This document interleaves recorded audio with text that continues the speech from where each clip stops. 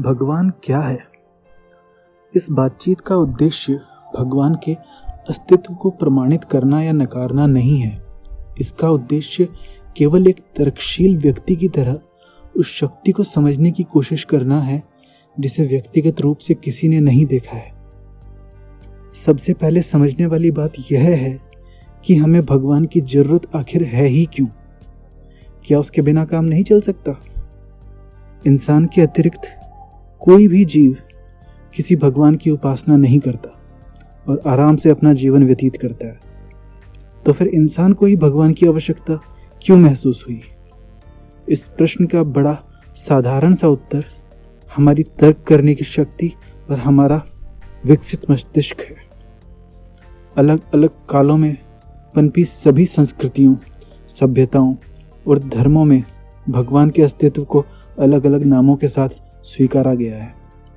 भगवान के अस्तित्व को स्वीकारने के पीछे सबसे बड़ा कारण यह है कि इंसान को यह स्वीकार करना पड़ा कि कुछ उससे भी ऊपर है इस सृष्टि में। इंसान किसी और जीव को अपने ऊपर नहीं जानता, इसलिए उस शक्ति को अदृश्य मानते हुए उसे भगवान कह दिया। इंसान का अहंकार बहुत बड़ा है। जो चीजें वह नहीं बना सकता, जैसे पर्वत, नदियां, पवन, सूर्य, चंद्रमा, तारे व अनंत सृष्टि, वे सब हमने उस भगवान की रची हुई मान ली। यदि हम भगवान को न मानते तो यह कैसे बता पाते कि ये सब किसने रचा, वो कौन चित्रकार है? तो भगवान के अस्तित्व को स्वीकार करके हमारे दो स्वार्थ सिद्ध हो गए। पहला तो यह कि हमें एक सर्वशक्तिमान रचयिता मिल गया जिसने ये सृष्टि रची, और दूसरा यह कि हमें अपने से ऊपर किसी और जीव को मानना नहीं पड़ा जो इस सृष्टि को रच सकता हो। चलिए, भगवान तो सिद्ध हो गया, अब उसके रूप के बारे में बात करें। अब इंसान ने भगवान को रचा तो इसलिए भगवान का रूप भी इंसान जैसा ही होना था। यदि बंदरों ने भगवान को रचा होता तो वे भगवान का रूप बंदर जैसा समझते। हिंदुओं के राम हो या यहूदियों के मूसा या ईसाइयों के जीसस या मुसलमानों के मोहम्मद, सभी ने भगवान के रूप को इंसान से जोड़ा।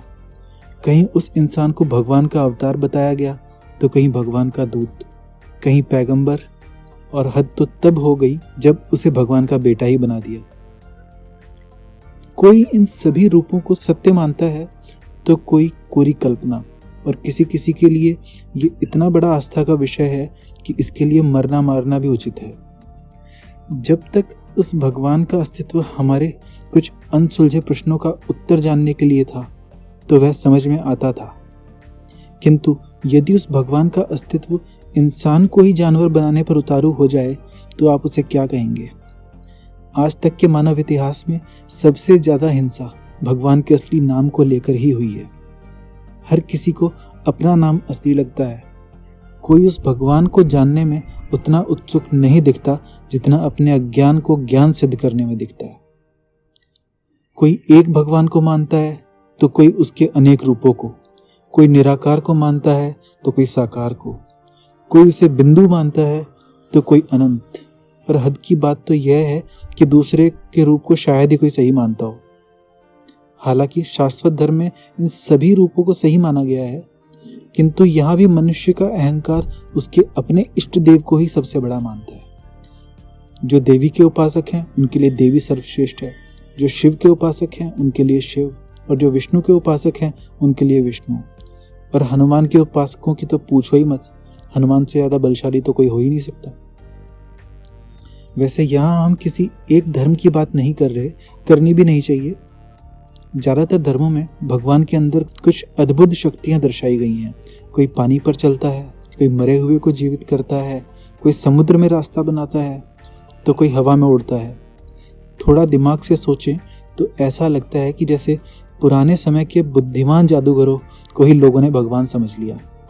आज भी ऐसा होता है, जहाँ संत महात्माओं के वेश में जादूगर अपने पीछे ऐसे शिष्यों या प्रशंसकों का जमावड़ा लगा लेते हैं जो उन्हें ही भगवान समझने लगते हैं। आज के समय में अंतर केवल इतना है कि ऐसे ज्यादातर ढोंगियों को जेल जाना पड़ता है, फिर भी कुछ का काम चलता भी रहता है, क्योंकि या तो वे पकड़े नहीं जाते या वे जादू के साथ साथ अपना आचरण अच्छा रखते हैं। यदि इन जादूगर भगवानों को छोड़ दें तो भी हमने ऐसे अनेक भगवान बना रखे हैं जिनके शरीर बड़े अजीब से लगते हैं।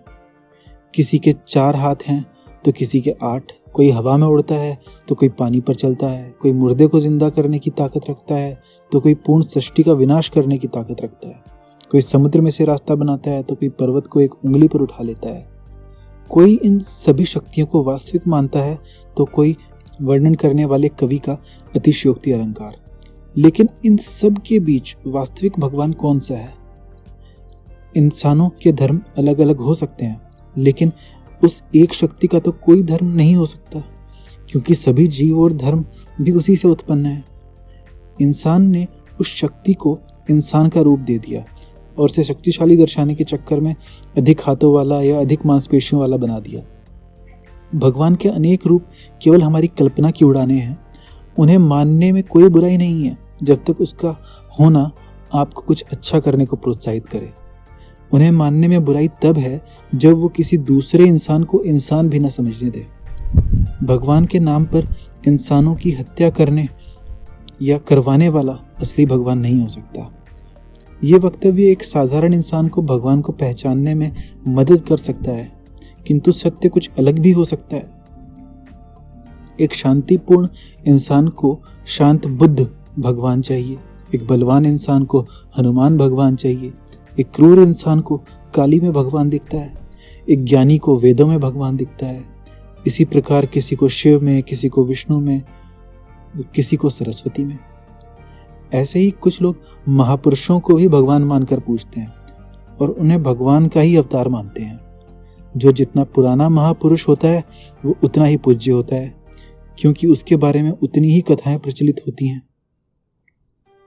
एक भक्ति युक्त मन वाला व्यक्ति उस भगवान की उपासना भी कर सकता है जिसके उपासना उसके पूर्वज या माता पिता करते थे, किंतु एक तार्किक मन वाला व्यक्ति हमारे समान भगवान को भी समझने का प्रयास करता है।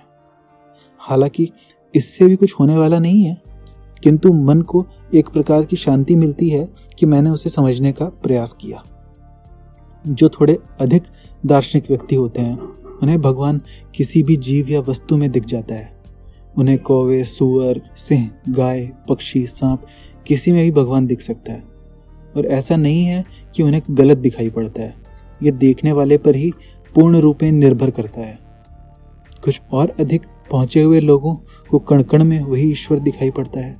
किसी को वो निर्गुण रूप में समझ आता है तो किसी को सगुण रूप में। लेकिन ऐसे दार्शनिक व्यक्ति जैसी दृष्टि पाना बहुत ही दुर्लभ है। एक तार्किक व्यक्ति या वैज्ञानिक दृष्टिकोण वाला व्यक्ति दार्शनिक व्यक्ति को नहीं समझ पाता है, क्योंकि उसे हर क्यों का जवाब चाहिए। गैलीलियो, डार्विन, एल्बर्ट आइंस्टाइन और स्टीफन हॉकिंग जैसे वैज्ञानिकों ने कई थ्योरीज की रचना करी, जिससे हम इस सृष्टि और उसके नियमों को समझें और ये भी समझें कि ये सब कैसे उत्पन्न हुआ और जीवन का विकास कैसे हुआ।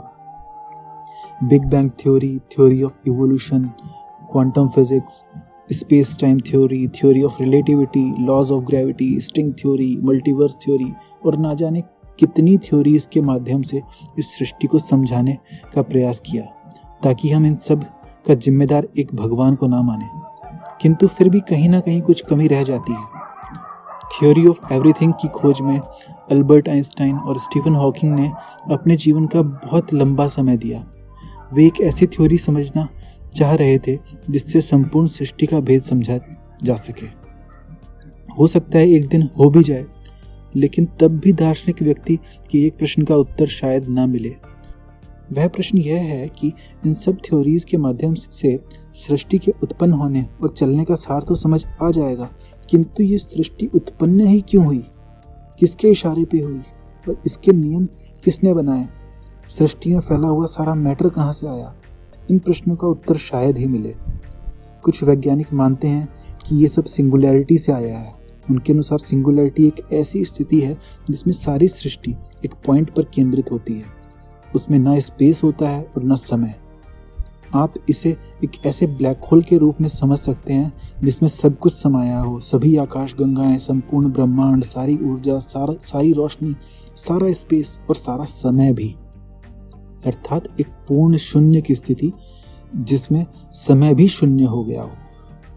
इसलिए कुछ दार्शनिक उस एक शक्ति को शून्य रूप भी मानते हैं और संपूर्ण सृष्टि को भी उसी का विस्तार मानते हैं। कृष्ण ने अहम ब्रह्मास्मि कहा था, अर्थात मैं ही ब्रह्म हूँ, मैं ही भगवान हूँ। ऐसा कथन घमंड को भी दर्शा सकता है और उस ज्ञान को भी दर्शा सकता है जिसमें व्यक्ति उस शून्य के विस्तार को अपने भीतर पहचान जाए। बुद्ध ने और ओशो ने भगवान के अस्तित्व को नकारा था, फिर भी दुनिया उन्हें भगवान कह के पुकारती है। अंत में हम फिर उसी प्रश्न पर पहुंच जाते हैं जहां से ये चर्चा शुरू हुई थी, भगवान क्या है? भगवान की परिभाषा इस बात पर निर्भर करती है कि आप उसे किस तरह समझना चाहते हैं। धार्मिक व्यक्ति का भगवान अलग है, दार्शनिक का अलग है, और वैज्ञानिक दृष्टिकोण वाले व्यक्ति के लिए उसका भगवान अलग है, उसके लिए उसका ज्ञान ही भगवान है। और एक आम इंसान के लिए वो भगवान ही भगवान है जो उसे जीवन की परेशानियों से बाहर निकालता है और निराशा को आशा में बदलता है। उस भगवान को बाहर ढूंढने के बजाय हमें खुद के भीतर झांक कर खुद को समझना चाहिए, जिससे हम खुद अपने भगवान को समझ सकें। धन्यवाद।